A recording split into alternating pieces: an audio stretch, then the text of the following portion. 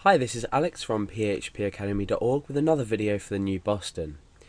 In this part of the user login registration tutorial, we're going to be looking at registering a user, because obviously what we've done is we've created our database here, and we've created our table, and we've given it this data. So we've got Alex and Billy, we've got two records inside. Now we will obviously want to let the user register for themselves. And this is going to be a simple process. We're not going to be talking about including emailing the user to tell them that they're registered. We're just going to be inserting the data through a form. So let's create a new file, and let's save this as register.php. Now the first thing that we want to do is obviously require in the files that we need. So we've got core.inc.php, which is important because what we're first of all doing is we are, oh no, sorry, core, don't think we need to include that. Yeah, we do, because we've got the logged in here. Yeah, okay. So we've also got, no, that's fine, yeah. So what we need to do is in register.php include this. We need to say if not logged in, we need to register the user. Otherwise, if the user is logged in, so else logged in, you're already registered and logged in. So we're essentially just creating a check. Let's just put an escape character there to get rid of that, to make sure this is processed, this single quotation mark. We need to first of all check if the user's not logged in before we register them. So otherwise we can say register. Okay, so let's go to our browser and test this. We're already logged in as Billy, so let's go to register.php and see what it says. Right, so if not, oh sorry, I've got the parentheses on that there, so let's refresh. Oh no, okay.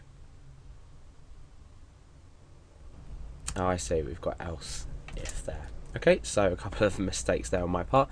Okay, so let's refresh. You're already registered and logged in.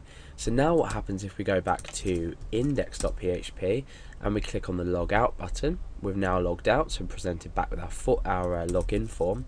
Let's go again to register.php and we're given the option to register. So let's escape out of PHP first of all to create our form. We don't want to be echoing our whole registration form because that could get too much data that we need to echo out, and it's going to start to look messy and it's going to slow our page down, particularly if we've got a lot of HTML to output. So I'm just going to end PHP there and start up a tag again there. So our if statement block here to here is still going to work even though we're escaping out and then back into PHP. So let's just demonstrate that by writing register form just as an example. Let's refresh and you can see that even though we've escaped out of PHP, we can still process HTML here. So it's almost as if you were writing echo. So let's begin to build our form up. So we are creating the outline of our form, then we'll fill in all the properties. So the action, we're going to be going back to register.php, so register.php, and the method is going to be post, because remember we're going to be sending quite a lot of data. We don't want it to come up in the URL bar as get posted information. So let's complete our form, the necessary fields we need to include. So the first one will be username. We can break down now, say input type equals text. In fact, we'll keep this on one line just to keep things simple. And name equals username. Okay, break down a couple of times.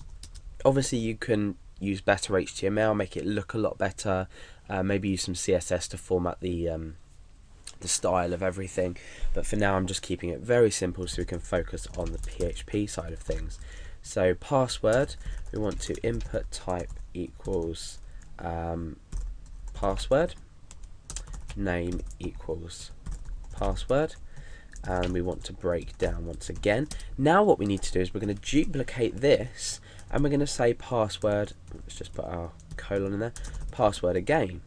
Okay, so we want to ask the user to enter a password again, so I'm going to name this field password underscore again.